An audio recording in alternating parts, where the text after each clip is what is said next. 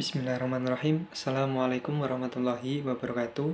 Kami dari kelompok 8 yang beranggotakan 3 orang, yaitu saya sendiri, Dwi Pujiono, dan yang kedua yaitu Mbak Anissa Saida, dan yang terakhir yaitu Mbak Ika Nurdiana. Di sini kami akan membahas tentang organisasi profesi. Dan yang selanjutnya, langsung saja ke pembahasan tema yang pertama, yaitu tentang pengertian organisasi profesi. Sebelum membahas mengenai organisasi profesi, usahakan kita mengetahui mengenai apa itu organisasi dan profesi itu sendiri. Menurut James D. Money, sebagai organisasi merupakan bentuk setiap perserikatan manusia buat mencapai tujuan bersama. Dan profesi bisa diartikan menjadi suatu pekerjaan yang dilakukan sebagai aktivitas utama untuk menghasilkan nafkah hidup yang mengandalkan suatu keahlian. Dan organisasi profesi bisa diartikan sebagai suatu organisasi yang didirikan oleh 2 orang atau lebih yang mempunyai profesi yang sama buat mencapai tujuan bersama. Lanjut ke pembahasan yang kedua, yaitu tentang jenis-jenis organisasi profesi. Di negara Indonesia ini ada beberapa jenis organisasi, di antaranya yaitu yang pertama jenis organisasi dalam metode pendidikan.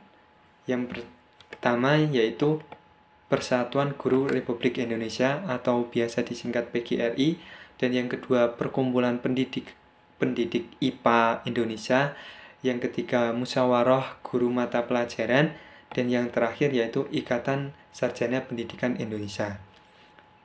Yang kedua yaitu tentang jenis-jenis organisasi profesi dalam bidang kesehatan, yaitu contohnya Ikatan Dokter Indonesia, terus Ikatan Dokter Gigi Indonesia, dan yang terakhir yaitu Persatuan Ahli Gizi Indonesia. Yang ketiga yaitu jenis-jenis organisasi profesi dalam bidang hiburan. Yang pertama yaitu musisi dan penyanyi Indonesia. Yang kedua Persatuan Artis Film Indonesia. Dan yang terakhir yaitu jenis-jenis organisasi profesi dalam bidang bahasa dan sastra. Ya, contohnya yang pertama yaitu Himpunan Penerjemah Indonesia atau HPI. Yang kedua Himpunan Sarjana Kesusastraan Indonesia. Yang terakhir yaitu Masyarakat Linguistik Indonesia. Sekian penjelasan dari saya dan akan diteruskan oleh teman saya. Bismillahirrahmanirrahim. Perkenalkan, nama saya Eka Nurdiana. Saya di sini akan melanjutkan pembahasan dari teman saya, yaitu mengenai unsur-unsur dari organisasi. Nah, yang pertama adalah sistem di mana sekelompok subkelompok yang terhubung erat diatur. Itu unsur yang pertama. Dan yang kedua, kegiatan suatu kelompok cenderung mengikuti suatu pola dan sering diulang-ulang. Yang ketiga, organisasi adalah kerumunan. Jadi, unsur organisasi itu adalah berkerumun. Dan yang keempat adalah sekelompok orang yang disatukan oleh tujuan bersama dikenal sebagai organisasi. Jadi, unsur-unsur dalam organisasi itu yaitu mencapai tujuan yang sama. Nah, organisasi yang dibuat untuk mencapai tujuan tertentu seperti itu. Ada pula struktur organisasi, yaitu struktur organisasi sangat penting karena memiliki kekuatan untuk membentuk sikap dan perilaku karyawannya ataupun orang yang ada di dalam organisasi tersebut. Nah, struktur organisasi di sini didefinisikan oleh Gibson, yaitu sebagai pola dan pengelompokan pekerjaan dalam suatu organisasi yang menyediakan kerangka kerja untuk membagi, mengelompokkan, dan mengkoordinasikan tugas kerja.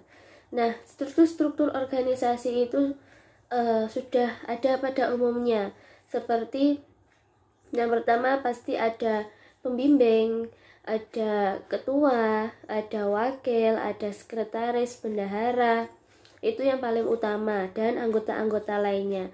Seperti di organisasi profesi Persatuan Guru Republik Indonesia atau PGRI, seperti ada di Asosiasi Dosen Indonesia atau ADI, terus juga ada di Asosiasi Bimbingan dan Konseling Indonesia atau ABKIN, terus juga ada di Ikatan Sarjana Pendidikan Indonesia atau ISPI.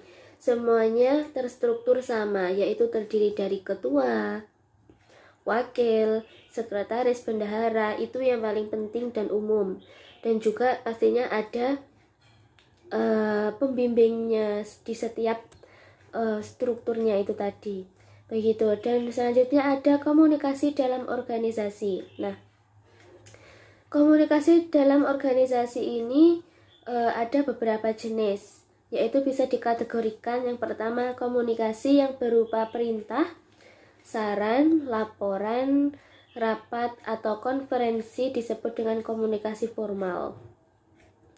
Dan yang kedua ada komunikasi informal, yaitu seperti tidak secara eksplisit digariskan dalam struktur formal perusahaan, tetapi masih dianggap informal atau non-formal pada dasarnya. Jadi komunikasi dalam organisasi itu ada dua. Yang pertama yang pertama formal dan yang kedua informal, gitu. Dan untuk pembahasan selanjutnya akan dilanjutkan oleh teman saya. Mungkin sekian dari saya. Terima kasih. Baik, di sini saya akan melanjutkan presentasi mengenai kepemimpinan dalam organisasi. Pimpinan dan kepemimpinan merupakan dua mata pisau yang tidak dapat dipisahkan satu sama lain dalam satu organisasi. Seorang pemimpin adalah orang yang secara matang dapat mengoptimalkan dirinya sendiri untuk meningkatkan keterampilan intrapersonal dan intrapersonalnya. Pemimpin yang sadar diri tentunya akan mampu mempengaruhi diri sendiri, orang lain, dan lingkungan sekitar untuk bekerjasama mencapai tujuan yang diterima bersama dalam suatu perusahaan. Dengan stabilitas diri manusia, pemimpin dapat mengontrol manajemen organisasi sesuai dengan kepribadian unit mereka.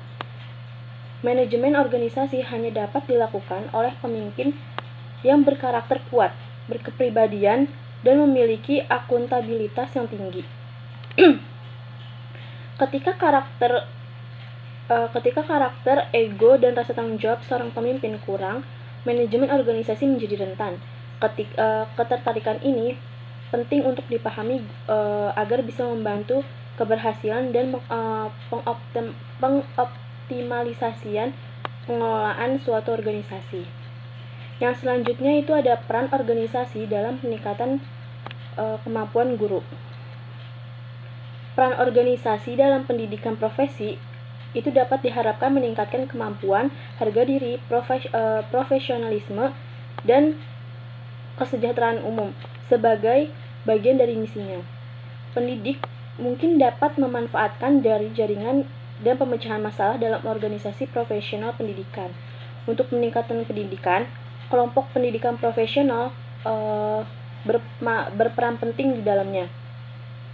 Peningkatan kualitas juga dapat dilakukan melalui upaya institusi pendidikan perguruan tinggi. Profesionalisme guru dan kualitas guru saling berketerkaitan, meningkatkan kualitas pelatihan guru sebagai indikator prestasi siswa. Salah satu tujuan organisasi profesi pendidikan adalah untuk meningkatkan dan mengembangkan kemampuan anggotanya melalui supervisi pendidikan, pelatihan teknologi agar dapat menggunakan teknologi, seminar, dan melakukan penataran untuk meningkatkan mutu pengajaran sesuai bidang keahliannya. Kesimpulan dari presentasi hari ini yaitu tujuan dari kelompok pendidikan itu untuk membantu mereka yang memajukan karir, kemampuan, martabat, dan kesejahteraan mereka. Banyak keuntungan diperoleh yang merupakan bagian dari lembaga pendidikan. Tapi hingga saat ini implementasi organisasi pendidikan sebagai besar tidak efektif. Berbagai macam kritik mereka memprotes kinerja kelompok profesional pendidikan. Dari berbagai persoalan, pendidikan menuntut solusi keprofesionalan. Kesadaran hukum, disiplin, dan perubahan cara pandang sangat berperan penting bagi guru. Ada banyak juga cara untuk meningkatkan peran pendidikan, namun pendidikan profesional guru itu adalah salah satu yang harus sangat diperhatikan. Dalam menjalankan tanggung jawabnya juga asosiasi profesi harus lebih dimaksimalkan. Tidak hanya untuk membuat keputusan baru, tapi akan ada masalah baru yang harus diselesaikan. Posisi guru sebagai agen perubahan sangat penting karena guru sendiri itu adalah figur utama dalam profesi pendidikan. Sekian dari kelompok kami. Kurang lebihnya mohon maaf. Wabillahi taufiq wal hidayah. Wassalamualaikum warahmatullahi wabarakatuh.